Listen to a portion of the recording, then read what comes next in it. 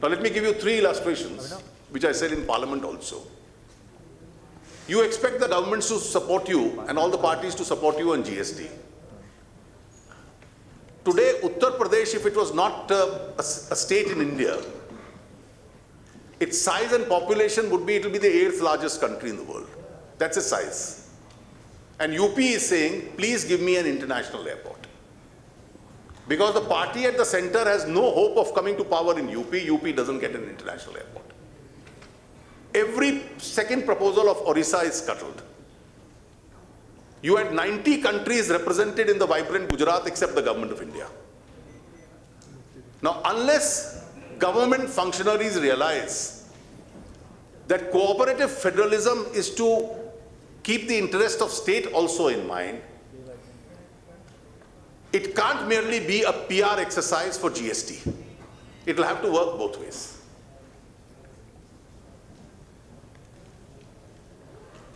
Thank you very much, sir. I'm heading the GST task force of FICCI, so I hope I am able to convince you during the course of this year. But I'm willing to see merit in it. Okay. But the fact is, the government is to create an environment for it. At every step that they are taking, in fact, rather than create an environment for it, is building up some form of distrust on various issues. Can we have questions? Please be brief in asking your questions. Thank you. Sir, Sanjay Bhatia. So you said on GST, I would just say, I know probably what I understood is that this is becoming a tool in your hand to really pressurize the government on some other issues which are not there. I mean, they should be there, I agree. But you also mentioned that you represent 35% of the population of the country. I think this is what is important for that population also, that GST, at least for the trade and business, that this should be addressed. I mean, politics is the art of doing impossible. I think that's what you said. I think we have to really see what art to be applied in this particular subject so that it is there. Second is that on the issue, from issue-based to coalition to issue-based, I think within the coalition also issue-based consensus is I think is also equally important than between the one coalition and the other coalition. So this is what I think.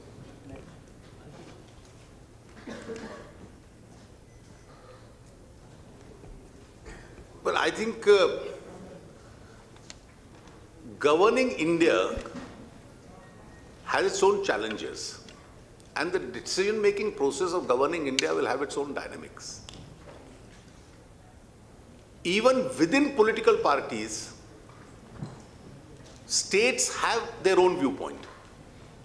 In my party, we have states which are supporting the GST proposal. We have states which are not supporting. So it's not a tool.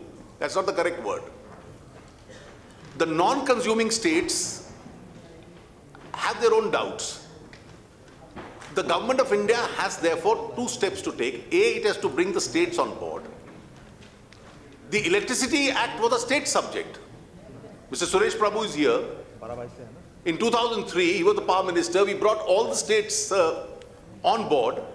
And after all the states came on board, the Electricity Act was legislated.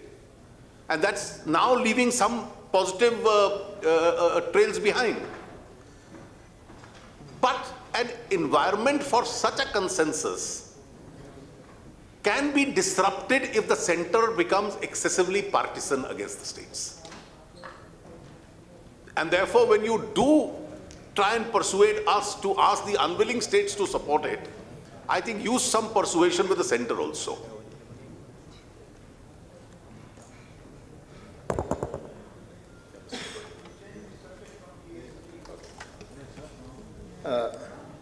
You made a very good statement, Mr. Jaitley, and I compliment you for the very good observations.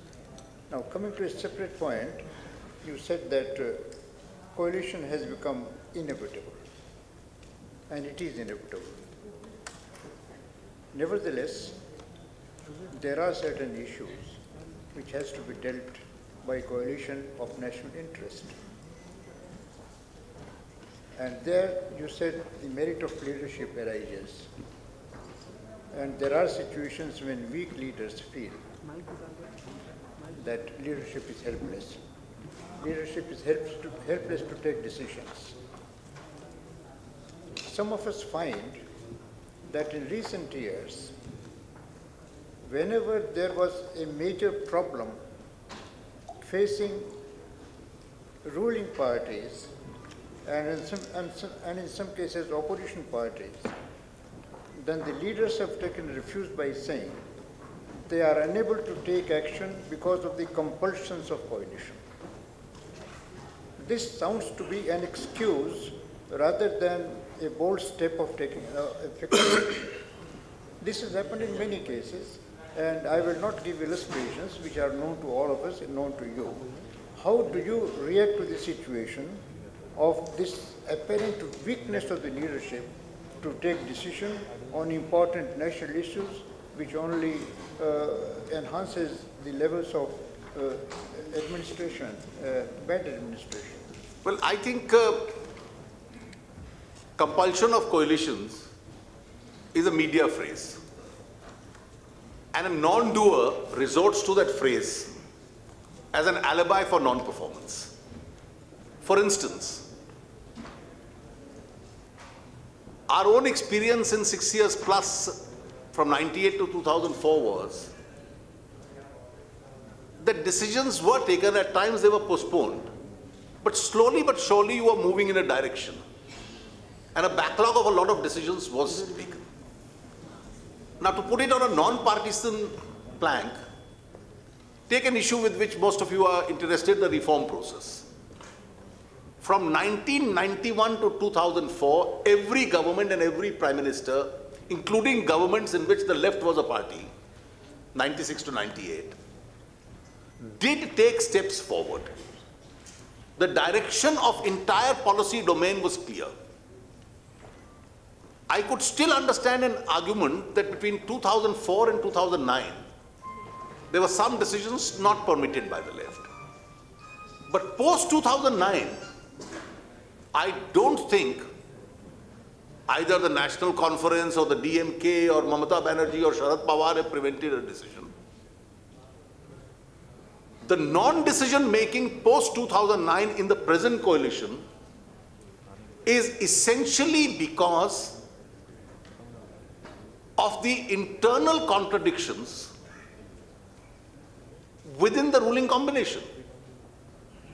And I, therefore, when I said that the core of the coalition itself should never become a coalition. Now, it's very easy to say compulsions of coalition.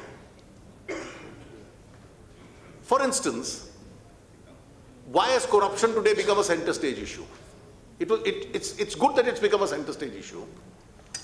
But if some steps had been taken in the year 2008, then what we saw on the streets of India in 2011 would never have been seen. Now, no coalition of compulsion prevented you from doing in 2008 what has eventually been done in 2010, 2011, except that it has wounded the polity. Therefore, leadership is not the art of postponing decisions. Leadership is the art of taking them at the right time.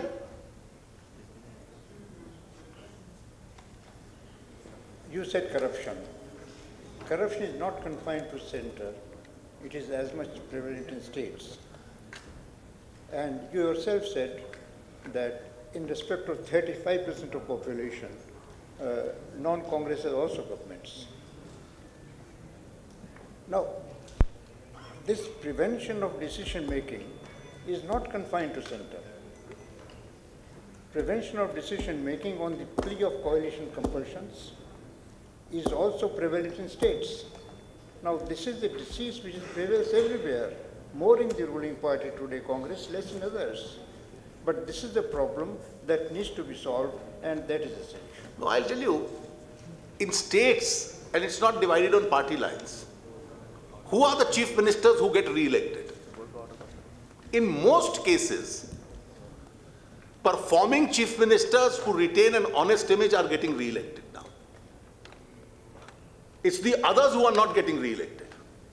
If you make a broad analysis of those who've been re-elected, there may be one or two exceptions.